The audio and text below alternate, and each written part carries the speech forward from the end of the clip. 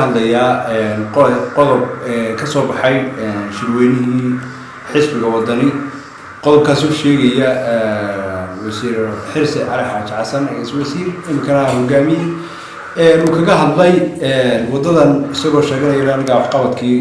wadadan anaga qabtay dawladdu wax kala sheegtay 1969 dalka waxaan qaraabay dawlad military ah oo jaahiliin oo aan aqoon capacity ay wax ku maamulaan iyo qaab aan mid garanayn 230 aqoon-yahan oo madaxweyne Silaayo agaasimiye guud oo ka mid ahaa wasaaradda qorsheynta ayaa la isugu yeeray tirooyinkii waxa dawladdaasi uu khibradiisa iyo aqoontiisa uu dawladda qaabkii loo dhisay ay dadka ugu cunto lahayd ayaa waxa looga dhigay inuu wasiirka qorsheynta ugu horeeyo waxa uu sameeyay Silaayo oo wuxuu ku guuleystay inuu dhiso hab maamul ay ku magacaabay siyaad barroode dalka iyo dadka baa cuntama oo dalka kala dambeynta iyo protocolkii iyo aqoontii iyo nidaamyadii wixii dib u soo celiyay taas waa qodobka kale waxa weeye markii Soomaaliya dawladdu hore ay cigaal loo ra'iisul wasaaraha ka ahaa waxa aad looga cabinayo dhaliishii ugu weyn haysatay ahayd inaanay wax dhaqaale xumo ay sababta loo bilaabay ay ahayd dhaqaale xumadii dawladda Silaayo markii militarigu ay qabsadeen dalka waxa laga dhigay wasiirka maaliyadda dadana wax badan buu qabtay waxa ka mid ah dikada berbera warshada shamiitada muxuu ahaayay waxa soo dhan isaga ayaa wasiiruhu ka qabanayay dalka qaranka u qabtay dikada berbera ka mid ah haddana waxa soo dhan 30 sanadood marka la soo hadal qaado waxay ku magacaabayeen oo loo aqoonsan inuu la qabtay maxay siyad maadaama madaxweynaha sababta madaxweynaha uu baadiyo sharci khayr wixii la qabto isagoo ma ku shaqaa musabix cabdi ayaa laga dhigay wasiirka arrimaha gudaha si uu maamul daadjiyo sameeyo markuu maamulku ku fidiyay isaga maamul daadjiyo tasmiye burco dawladdu waxa soo gaarsiiyay oo caalamka Soomaaliland ka taagay ninka la yiraahdo Salmaan Maxamed Aadan gudoomiyaha guurtida imka isagoo ah wasiirka arrimaha gudaha dawladda xiliga cigaal waxa uu qabtay Salmaan iyo musabix ay qabteen waxa loo nisbiyay oo dawladda cigaal loo nisbiyay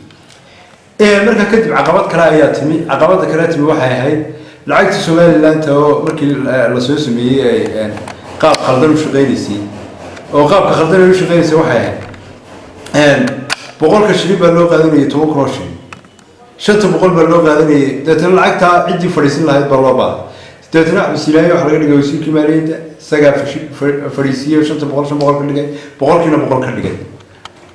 markii uu tartanka geliyay de kuma faanin oo ma wada waxa qabtay ama waxa dalka laga qabtay meel isaga xaq u lahayn shaqada siyaad barre de muu sheegan oo ma wada waxa qaban jiray kuma rafaan jiray dawladda taariikhda ugu qorisay عدة مركز لون سبيني هنا وحدين عقاري بارك لون سبيني مركز وسير حرسي نكلا يرادا وحي وانتو دولتو كنتي قبطي وح لون سبيني لون سبيني أنا وشاكرين مرة شاكروا بدأ سيلايا قبطي سيدا أنا سيلايا ويا ربي حبانا وشاكرين وحي قبطي مركز وسير ذا هاي رجل دروش ما شاكروا قبوسنا ما شاكروا وحي قبطي وحوي كون هذا كنتي رادا دولتك كتكلم ما شاكروا مركز معارض نضال marka kelmaddaas waa kelmad aan diblomaasiyad ku fadhiin bay ahayd oo kelmad aan cilmiyeysnayn bay ahayd waxaan u leenahay ugu baaqanaa inuu kelmadda ka noqdo waxba yeelay waa u nusqaan dalka madaxweynaha ayaa dhagax dhigay wadada waxa loo horumaro dalka la sameeyay madaxweynaha ayaa ka dambeeyay waxa wasiirada meesha ay ku hor la bedelay ku hor joogeen Silaayo bay waxay gacan yarayaan qofka gacan yaraa ku ahay marka shaqada ku haya ma sheegan karo wixii aad adigu qabatay ka madaxweynaha marka waa wax laga xishoodaa waa wax aan loo baahnayn in media la isla soo taago wax kaambay u galayna ma maanta de kulmiya waxa soo dhan qabtay hadduu kulmiyaha lahayd oo cuntamaraad wuxuu la wardaana qabtay waxa soo qiimeyn la laakiin maanta inta xisbi mucaarada soo galay oo de systemkii ka horiyay inuu maanta yiraahdo xirsi ana waxaan qabtay wadadana qabtay maxay bixi ku faari doonaa ina bixi wax fara badan dalkan ka qabtay oo loo madayna u dhabow Axmed Silaayo wax badan buu qabtay dawladii aad shalay joogay wuxuu qabanaysay kamid ahayd maxay ku hajibisay maxay timideen aad raga caana nusan kaga shwayna maanta waa u tii reerkana dadkana waxa jeclaan ma aha dad buuq iyo laga dhex furi karo la kala kaxaysan karo la kala xadi karo siyaasadda iyada anagu garad geed hoostiisa la tageynaa waxa weeye anagu waan weeshi ka adagna anagu inamada baarqabaynaya waan tala iyo dhaqan baan dib ugu celinayna cidaan u garanaa unba reer kale codkiisu ma kala habaaba meel u boodo maraya wax la kala tafaariqaysan karaya ma aha waxa weeye waxaan cabaareynaa qaabka hambalnimada hambalnimada hambal waa kelmada ingiriisiga waxa weeye doqonnimada cirro ma ugu fashilayay ugu aadka ugu liito aad baan u cabaareynaa waxaan leenahay shaxda wax kala dig dalkan dalkan waa dal loo soo halgamay ragga la islam lama sheegan karo islam waa iyadoo raggii dhiiga u shubay dalkan mujaahidiinta in la xuso xaq waa loo leeyahay ma garanaa ninkaan CV-ga islam tahaysanina dalka waxba ka noqon kari maayo dee horaan u soo tijaabinay dowlad bilaa islam oo ina cigaal dowladdiisii bay iska daa waxay qabatay dadkii oo dhan bay madaxa isu wada gelisay aaminsan haddeera kontonka sano boqolka sano dambe aanu xiiqin wadadaas ilaahay u jeexay bay maraysaa tahay